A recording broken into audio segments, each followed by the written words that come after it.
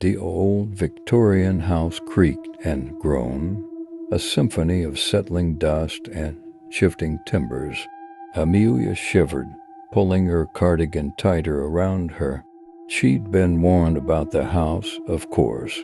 Old Mrs. Gableton, the nosy neighbor, had practically vibrated with excitement as she recounted the tales of the previous owners, a family driven to madness by the whispers. Amelia, a skeptic by nature, had scoffed whispers absurd. But now, huddled in the dusty parlor, the silence was deafening, punctuated only by the rhythmic ticking of an antique clock.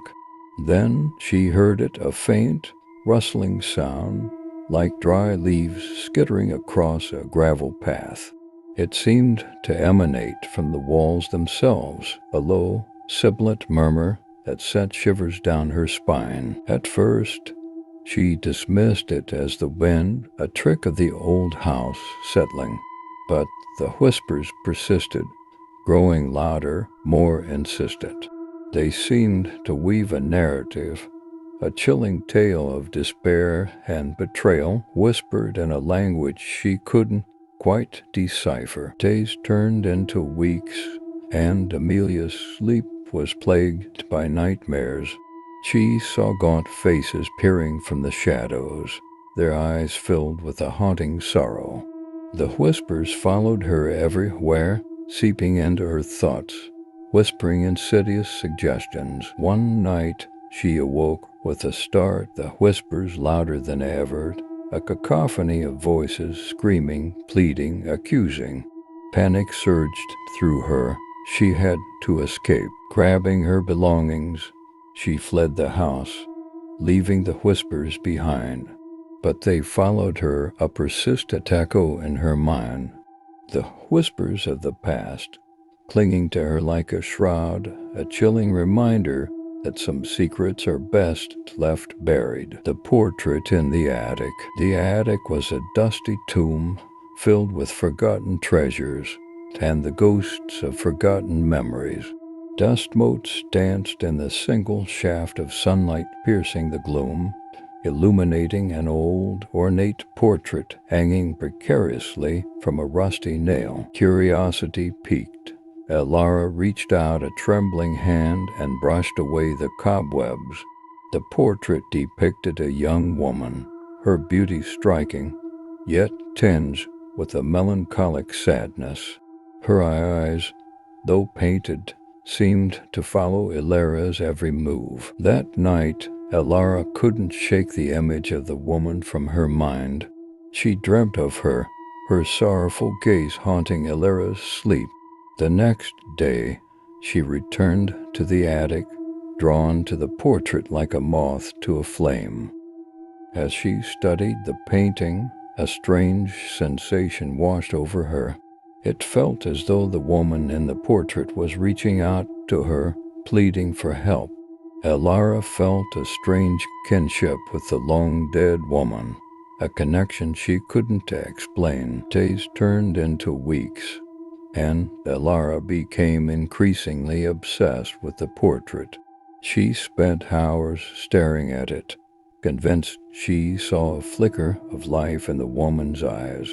She even started talking to the portrait, confiding her deepest secrets and fears to the silent figure. Then strange things began to happen.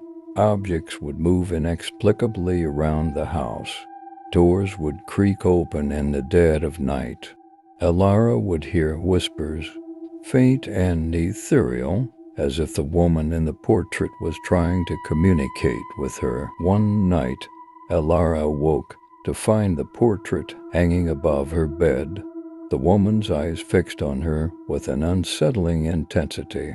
Terror gripped Elara. She realized that she had unwittingly unleashed something sinister, something that had been trapped within the confines of the painting for decades. Desperate, Elara tried to destroy the portrait, but it proved impossible. The frame, seemingly indestructible, resisted all her attempts, and then she saw it. A faint, chilling smile playing on the woman's lips, as if she was enjoying Ilara's torment. The collector, the old man, lived alone, a recluse in a house shrouded in perpetual gloom.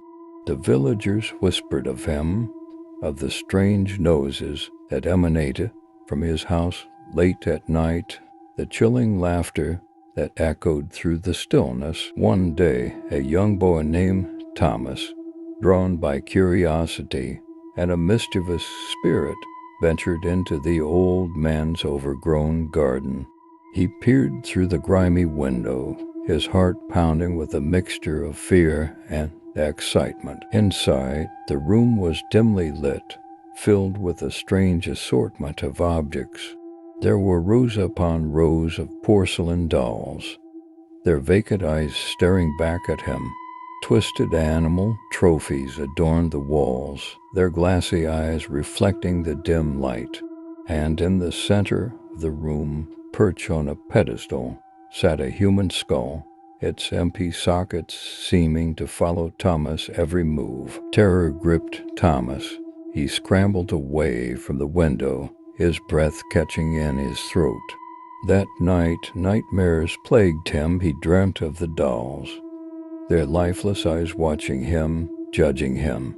He dreamt of the skull, its empty sockets filled with an eerie glow. The next day, Thomas told his parents about the terrifying encounter. His father, a man of reason and logic, scoffed at his son's tale. But his mother, a woman of old superstitions, warned him to stay away from the old man's house. Days turned into weeks, and Thomas couldn't shake off the feeling that he was being watched. He felt a constant sense of dread, as if something sinister was lurking in the shadows, waiting for the opportune moment to strike. One night he awoke with a start, a chilling sensation creeping down his spine. He heard a sound, a soft, rhythmic tapping, coming from outside his window. He looked up to see a figure standing in the moonlight, a gaunt figure with hollow eyes and a chilling smile. The figure raised its hand, and a porcelain doll, its face contorted and a grotesque grimace, sailed through the air, shattering against the window pane. Thomas screamed, burying his head under the covers, his heart pounding like a drum. The tapping continued, growing louder, more insistent. Then silence. The next morning, Thomas woke to find his room empty, the broken doll lying discarded on the floor. But the chilling laughter, the laughter of the collector, still echoed in his mind, a chilling reminder that some secrets are best left undisturbed.